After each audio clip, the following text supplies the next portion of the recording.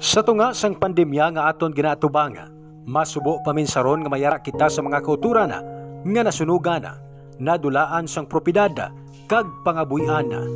Kay gani ang initanan ang nabatyagan gid sang Radyo Bandera Network.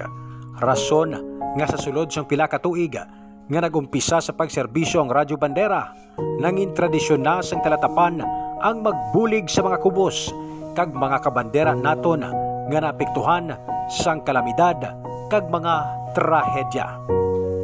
Para sa aton sini nga Radyo Bandera Iloilo Special Report, aton hatagan sang pagdayaw ang tanan nga kaupdanan naton sa Radyo Bandera Bacolod. Upod na ang RYU Foundation, mga katapo sang Highway Patrol Group sa Negros Occidental, kag ang aton may tagipusoon nga Chief Executive Officer nga si Dr. Ramil Uy sa pagpanguna sa pagpanghatag sang hamili nga bulig sa mga kabandera naton nga nasunugan sa Purok Neptune, Barangay Singkang Airport sa Bacolod City sang Miyerkules nga adlaw. Madamo man sa mga sponsors ang nagpalabot sa ilang nga bulig, agod madugangan pagida ang maihatag sa mga kabandera naton nga nasunugan. Isa ka makabig nga baganihan ang imo makitaan bangod apisar ang amon nga CEO wala makapugong nga hindi makahakwat sang sinako nga goods agod idulong sa mga mas nagakinahanglan.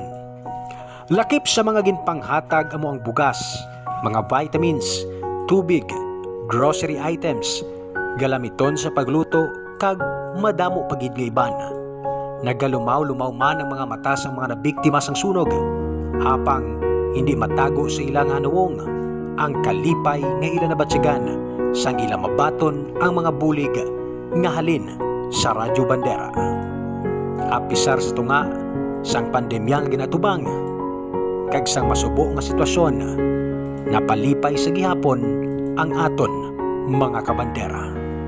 Kay gani saludo kami sa inyo mga kabandera. Ini ang aton special report.